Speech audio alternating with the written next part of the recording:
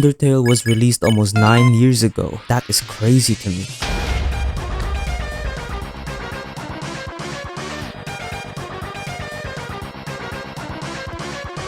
This is Undertale. Who knew that a small indie game made by a previously widely unknown game developer would be one of the most influential games in recent history? I could talk for hours about the little details and intricacies that make me love Undertale so much, like the soundtrack, how the characters were just masterfully made. But then this video would be 30 hours long. So instead, in this video, I want to talk about what was it about Undertale that made it so special and how it still holds up 8 years later. Oh, and by the way, this should be obvious, but this video will definitely have spoilers, so if you haven't played the game yet, go play it.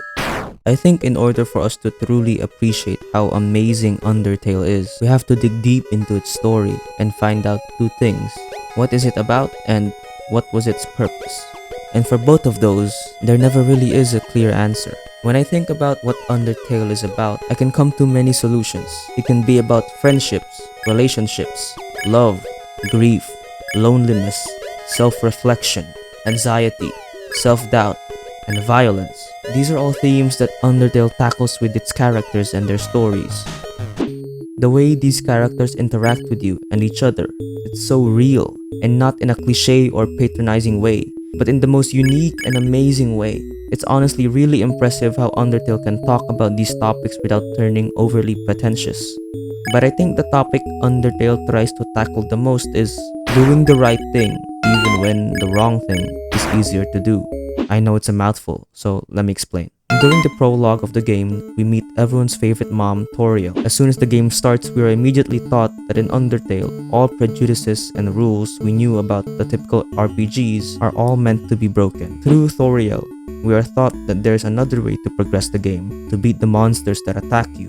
Not by killing them, but instead getting to know them and befriending them. By not killing the monsters, you essentially make the game so much harder for yourself. Because you don't kill them, you don't gain any EXP. Your LVL doesn't go up. Even as the enemies get harder, you don't get any stronger. I'm sure I wasn't the only one who was tempted to just try attacking a monster just once, especially after dying over and over at certain areas. But even though we miss out on the EXP, instead we are able to form real connections with these monsters. To actually get past them, you need to get to interact with them, talk to them, and get to know them. Because you sacrificed the chance of gaining EXP, you were rewarded with the friendship of these monsters.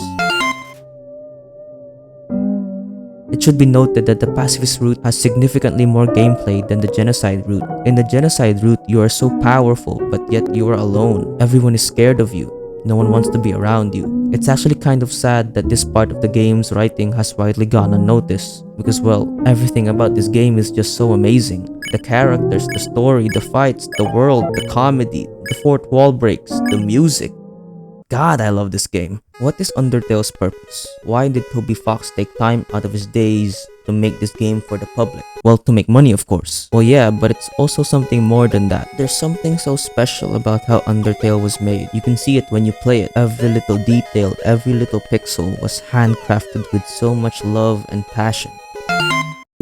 Undertale teaches us something while we play it, even when we don't realize it. It teaches us to tackle life with a different perspective every time. It teaches us to be open-minded. It teaches us to think outside the box, literally.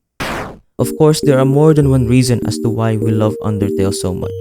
It's the characters, it's the world, it's the dialogue, it's everything. But we all knew that. But just like everything in life, we can learn something more from this.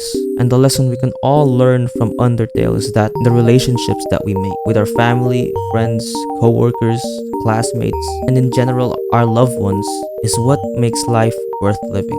That's why we fell in love with this game. That's why it was so special to us, because it showed us how amazing building relationships really is. Thank you so much. God bless you.